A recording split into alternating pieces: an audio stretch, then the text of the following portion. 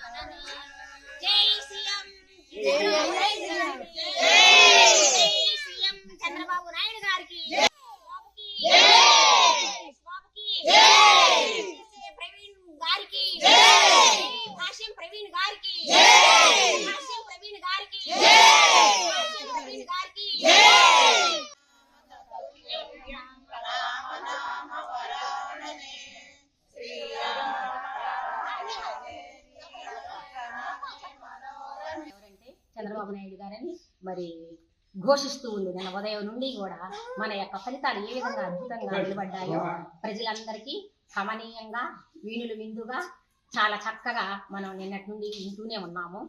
మరి ఇక ఈ పరిపాలన ఎలా కొనసాగుద్దో మనం చూడాల్సి ఉన్నది. చాలా చాలా చాలా భారీ మెజారిటీతో, గతములో ఎన్నడూ రానటువంటి మెజారిటీతో చక్కగా అసలు ఎంత ఫలితాలు అద్భుతంగా వచ్చాయంటే అంత అద్భుతంగా వచ్చాయి. అందరూ ఇది ఆనందించాల్సిన, మన ఆంధ్ర రాష్ట్ర ప్రజలంతా కూడా సంతోషించాల్సిన విషయం బాగా ఉంది. ఇప్పుడు నిలబడ్డవారు అసలు ఒకరికన్నా ఒకరు తెలివితేటల్లోనూ ఆధునిక టెక్నాలజీలోనూ మరి ఆర్థిక పరంగానూ అన్ని రకాలుగా ఇప్పుడు నిలబడి గెలిచిన వారంతా కూడా యోధాన యోధులు.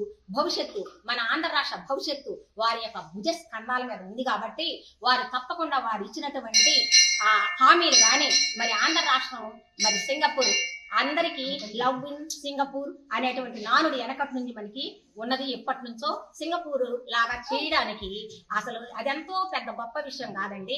ఆ ప్లాన్ సక్సెస్ అయ్యే విధంగా మన చంద్రబాబు నాయుడు గారికి గెలిచిన ప్రతి ఒక్కరూ కూడా ఎమ్మెల్యేలు కానీ ఎంపీలు కానీ అందరూ సహకారాలు అందించి మన భారతదేశంలోనే మన ఆంధ్ర రాష్ట్రాన్ని ప్రగతి పథంలో నిలపాలి అని మరి మేమంతా నారా చంద్రబాబు నాయుడు గారు గెలిచిన సందర్భంగా మేము విద్యానగరం వాసులమయ్యి పాదయాత్ర చేసుకుంటూ విద్యానగర్ నుంచి సిద్దిపాలెం ఆంజనేయ స్వామి గుడి దగ్గరికి వచ్చాము.